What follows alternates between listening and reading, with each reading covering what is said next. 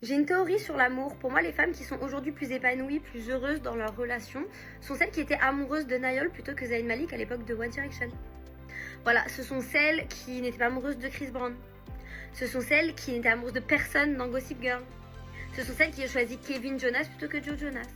Ce sont celles qui aimaient plutôt Navid que Liam dans 90-210. Vous voyez, je pense qu'il y a des femmes qui savaient déjà faire des bons choix et puis Liam. Voilà. Mais quoi de neuf dans ce monde de progrès, les amis? Que se passe-t-il? La chasse aux beaux gosses serait-elle remise en question? J'ai une théorie sur l'amour. Pour moi, les femmes qui sont aujourd'hui plus épanouies, plus heureuses dans leur relation, sont celles qui étaient amoureuses de Niall plutôt que Zayn Malik à l'époque de One Direction. Voilà, ce sont celles qui n'étaient pas amoureuses de Chris Brown. Ce sont celles qui n'étaient amoureuses de personne dans Gossip Girl. Ce sont celles qui ont choisi Kevin Jonas plutôt que Joe Jonas. Ce sont celles qui aimaient plutôt Navid que Liam dans... On comprend où elle veut en venir. Elle est en train de nous parler de ces acteurs ou de ces chanteurs qui sont des beaux gosses.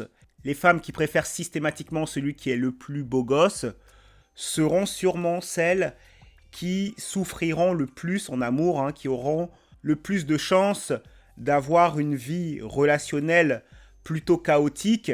Elle est en train juste de parler du fait qu'une femme soit obnubilée par l'idée de sortir avec le Tchad. Celui qu'on appelle le Tchad, l'alpha physique, l'homme très attirant, le 8, 9, 10 sur 10. Elle est en train de parler de la course au Tchad.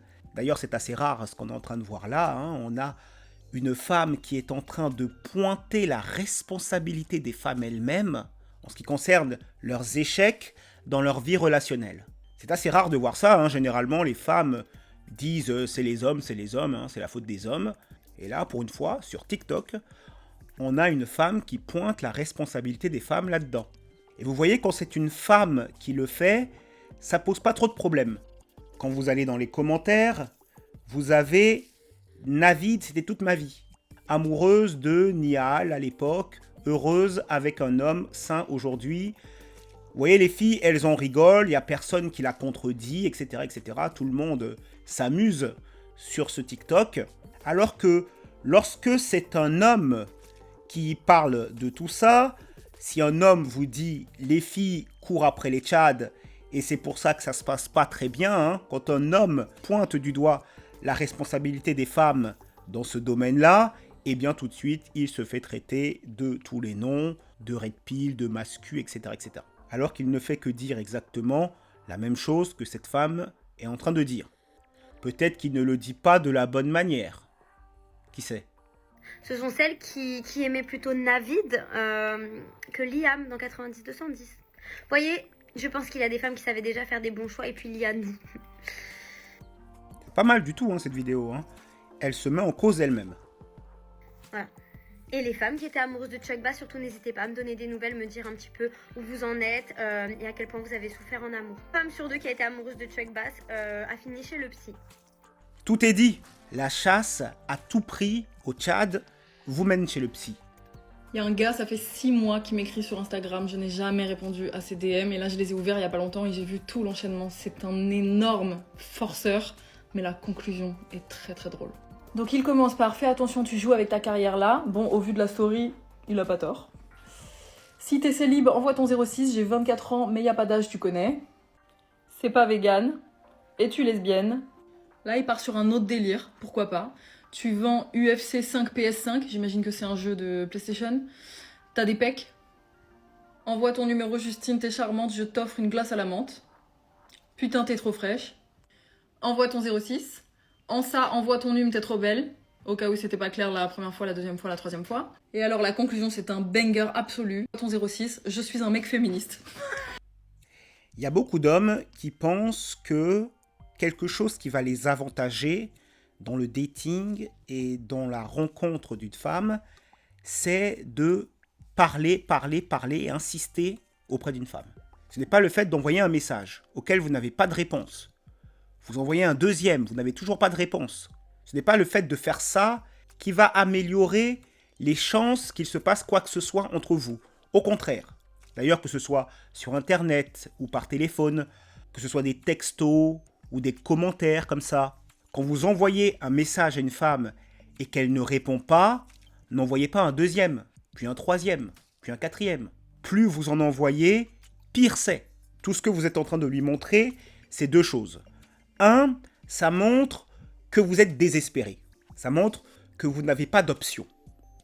Vous montrez une énorme faiblesse lorsque vous faites ça. Ça, c'est la première chose. Deuxième chose, ça montre que vous avez le temps de faire ça. Ça montre que vous n'avez rien dans votre vie. Vous n'avez rien qui avance. Les hommes après qui les femmes courent, ce ne sont pas les hommes qui ont le temps de errer, qui ont le temps de traîner sur les réseaux sociaux à envoyer des messages random à des filles random. Ils n'ont pas le temps de faire ça. Ils sont en train d'avancer dans leur vie. Ils sont en train de se développer physiquement, économiquement. Ils n'ont pas le temps.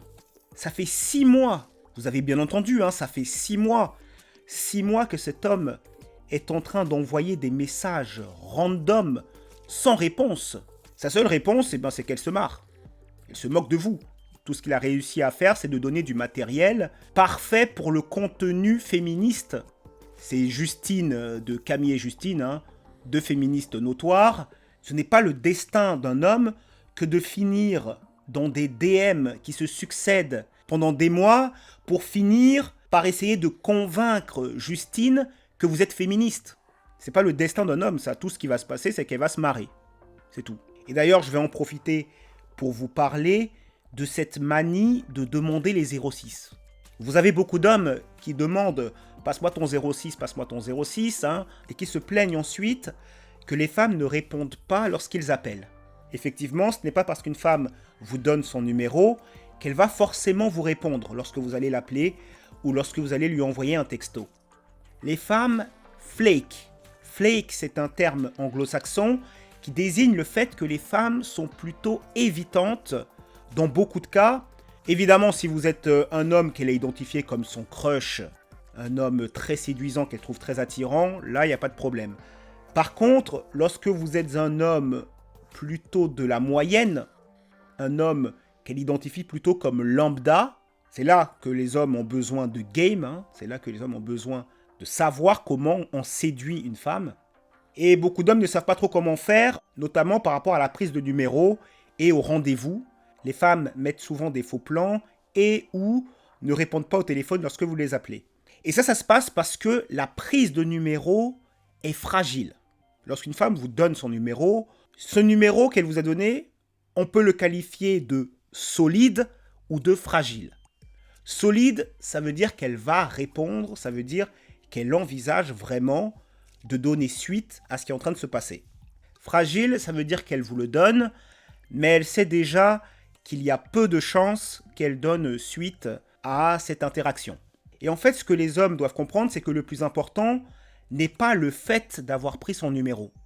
Le plus important, c'est tout ce qui s'est passé avant la prise de numéro. Et donc, il y a 2-3 petites choses à savoir. Imaginons que vous êtes dans une interaction avec une femme et que cette interaction se soit très bien passée. Vous avez bien discuté, vous vous entendez bien, et vient le moment de prendre son numéro, vient le moment de conclure. Ce que vont faire beaucoup d'hommes, c'est 1. Demander simplement le numéro, donne-moi ton numéro, tout simplement, et 2. Dès qu'ils ont pris le numéro, ils passent à autre chose. Cette manière de faire va maximiser les chances que la fille ne vous réponde pas. Ici, je ne vais pas vous donner de recette magique, il n'y a pas de recette magique. On parle plutôt d'augmentation ou de réduction de chances d'obtenir un numéro solide. Au lieu de simplement demander le numéro et de vous en aller, ce que vous allez faire, c'est d'abord proposer une activité. Vous allez vous servir de la discussion que vous venez d'avoir. Elle vous a dit des choses qu'elle aime bien faire, des choses qu'elle apprécie, des passions qu'elle peut avoir. Proposez-lui une activité. Par exemple, elle vous a dit « j'adore chanter ». J'adore chanter. Vous lui proposez donc un karaoké, par exemple. Il y a de grandes chances qu'elle réponde positivement, puisque l'activité en elle-même est suffisamment intéressante et c'est cohérent avec ce qu'elle vous a dit auparavant. C'est le genre de choses auxquelles elle peut dire oui facilement. Et il faut savoir que l'une des choses auxquelles les femmes sont très sensibles, c'est à la pression. lorsque vous lui proposerez quelque chose qui correspond déjà à ses goûts, elle a moins de pression à vous dire oui. Parce qu'elle peut parfaitement, plus tard, vous dire « Je t'ai dit oui parce que j'aime bien cette activité. C'est pour l'activité en elle-même que j'ai dit oui. » Donc en fait, ça permet aux femmes d'avancer de manière un peu plus safe, un peu moins à découvert. Donc il y a moins de pression pour elles. Donc proposez d'abord une activité qu'elle a de grandes chances d'accepter. Et maintenant qu'elle a accepté, on peut voir la logistique. Et donc, la prise de numéro n'est plus qu'un problème de logistique.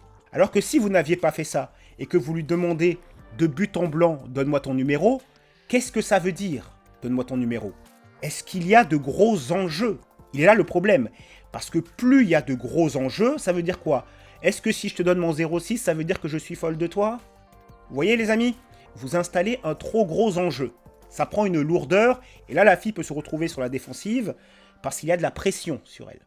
Donc vous, pour retirer la pression qu'il y a sur elle, vous allez mettre les enjeux uniquement au niveau de l'activité. Et là, c'est plus tranquille pour elle. Et enfin, ne partez pas comme un voleur dès que vous avez le numéro. Genre, le numéro, c'était l'objectif. Voilà, je l'ai, je m'en vais. Restez un petit peu discuter avec elle. Quand vous faites tout ça, vous augmentez significativement vos chances d'avoir un numéro solide. Donc il faut bien comprendre que l'objectif, c'est pas de prendre son numéro. L'objectif, c'est d'avoir une interaction intéressante pour elle qui va la mener à vous donner un numéro solide. Sinon, ça sert à rien de prendre son numéro. Voilà, je ferme cette parenthèse. Tout ça pour dire que ça ne mène nulle part, hein, ça ne sert à rien. Ce monsieur qui demande le numéro « donne-moi ton 06, donne-moi ton 06 », ça ne sert à rien à part faire rire mademoiselle la féministe. Nous passons au Tinder Show. Le Tinder Show avec Stéphanie, 37 ans, qui nous dit « she, her ». Cisgenre, polyamour, en couple en ce moment, à la recherche de nouvelles rencontres. Féministe radicale inclusive. Geek, metalhead, bookworm, aime les calembours, no unicorn hunting, merci. Alors là, nous avons une synthèse. Hein. Quel programme ? Donc là, nous avons she, her, hein, donc les fameux pronoms. Hein. Elle éprouve le besoin de nous dire qu'elle est cisgenre. Merci Stéphanie pour la précision. Polyamoureuse, en couple en ce moment. Donc c'est une femme qui a un homme déconstruit, hein, un homme qui accepte le progressisme actuel. Et comme ça arrive souvent, hein, lorsqu'un homme est un homme vagin, un homme soja, eh bien sa femme perd de l'attirance pour lui et se met à vouloir coucher avec d'autres hommes que lui. Et c'est ce qu'elle nous dit là, hein. Elle est dans une relation de polyamour et veut faire de nouvelles rencontres. Hein. Elle veut coucher avec d'autres hommes que son homme. C'est ce qui arrive lorsqu'une femme identifie son homme comme inférieur. Lorsque la partie reptilienne d'une femme vous identifie comme inférieure, elle n'a plus grand désir pour vous et va donc se mettre à chercher, à copuler avec d'autres hommes que vous. Féministe radicale inclusive, ça c'était au cas où on n'avait pas compris, hein, qu'elle était une woke carabinée. Ça ne posera pas beaucoup de problèmes hein, aux hommes, puisque c'est juste pour coucher ensemble, ça ne leur posera pas de problème. Il y aura des hommes, même des hommes masculins, qui seront disponibles pour Stéphanie, 37 ans. Si elle est suffisamment jolie pour ces hommes-là, il n'y aura pas de souci. Ils ne s'engageront jamais sérieusement avec elle. Ils ne veulent pas construire leur famille, leur foyer autour d'une féministe radicale inclusive. Ça ne les intéresse absolument pas. Mais si c'est juste pour du sport en chambre, ils peuvent l'accepter.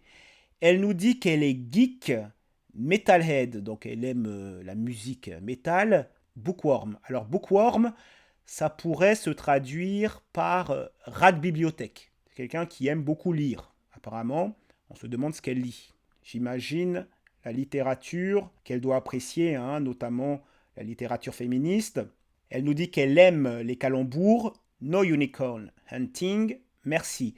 Unicorn hunting, ça désigne le fait de chercher une personne qui va venir coucher avec le couple, c'est-à-dire composer une partie de sport en chambre à 3. Et c'est ça qu'elle ne veut pas. Et d'ailleurs, ça confirme ce que je vous disais plus haut. Elle ne cherche pas quelqu'un pour venir coucher avec elle et son homme.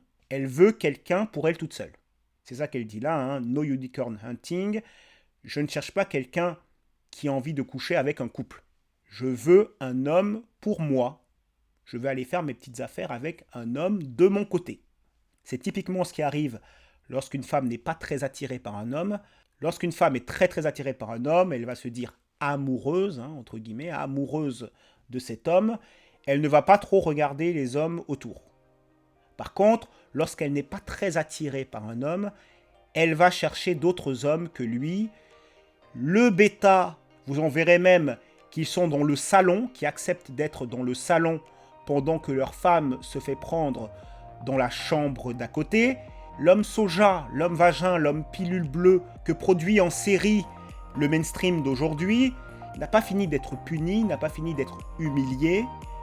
C'était Cameron, diffusion 62. Dites-moi ce que vous pensez de tout ça dans les commentaires, abonnez-vous et activez la cloche pour recevoir toujours plus d'éclairage, de décryptage et d'analyse. Et n'oubliez pas, toujours droit dans vos bottes, choisissez consciencieusement votre propre chemin.